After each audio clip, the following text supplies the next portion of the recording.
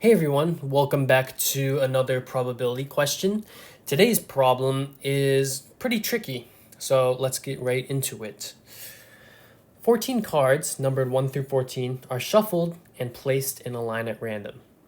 The ith card in this sequence is called a local maximum if it's strictly larger than its adjacent cards.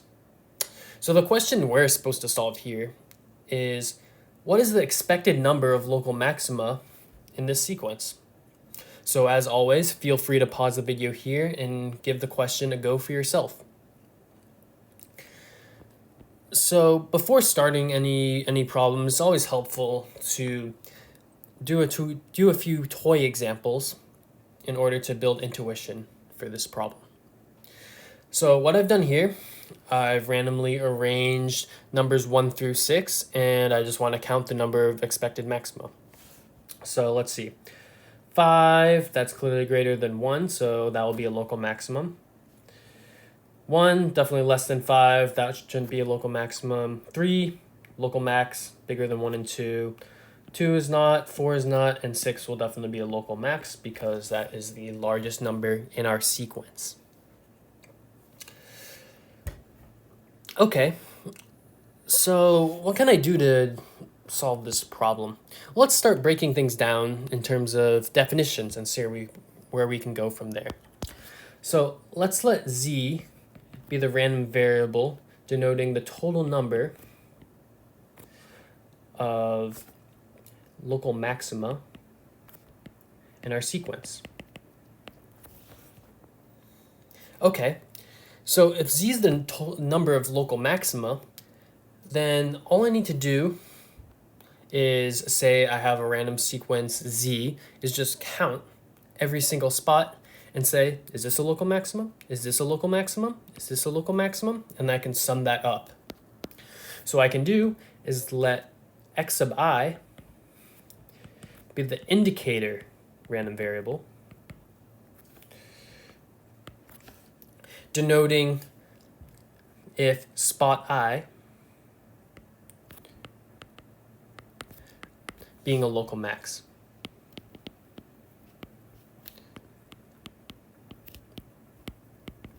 Right? So, for example, in this sequence, 5 is in my x sub 1 spot.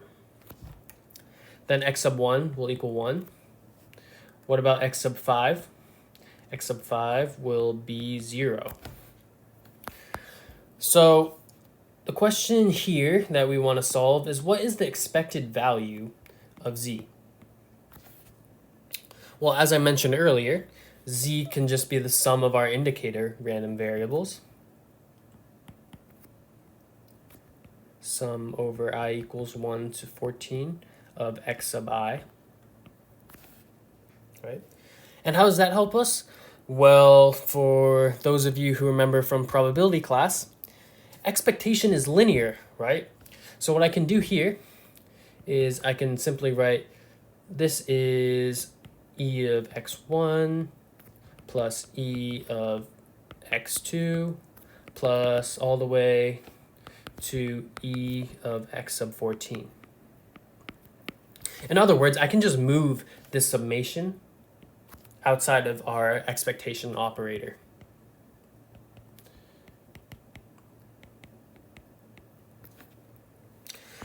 Okay, so now this becomes very simple, right?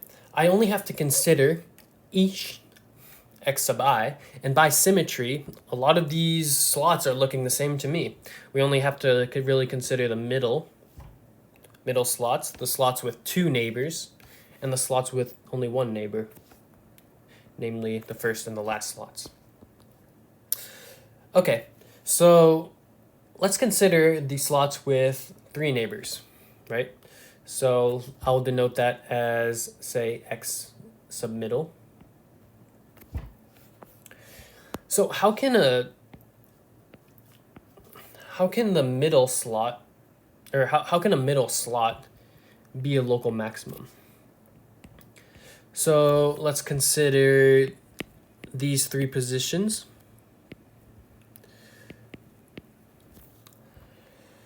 And let's consider three random numbers, let's just call them A, B, and C. And without loss of generality, I can say that A is greater than B is greater than C, right? We will always have three distinct numbers, so one of them is guaranteed to be the highest. So how can slot I be the largest position out of its neighbors? Well, that can only happen if A is in this slot. And because each number has an equal chance of being in that particular slot, then A has a 1/3 chance of being in this middle slot, right? Okay, well that helps a lot. Now I know that x sub middle has probability P equals 1/3. And as we all know, the expected value of an indicator is simply its probability, right? So all I need to do now is consider, okay, what's the probability of an x sub middle, and what's the probability of an x sub, let's call it end? Well, probability x sub middle, that's 1/3, so all I need to do now is consider the endpoints. And that's an even simpler case, right? Let's consider I and I plus 1. Okay, again, I will have two numbers without loss of generality. Just say A is greater than B.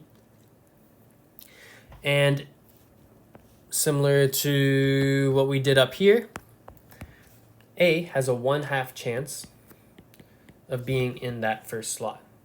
Therefore, the probability of x sub end equaling 1 is 1/2.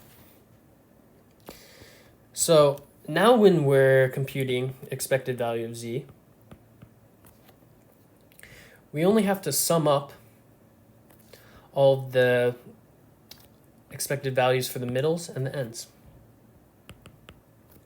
Let's call it x sub middle, and sum of the x sub ends.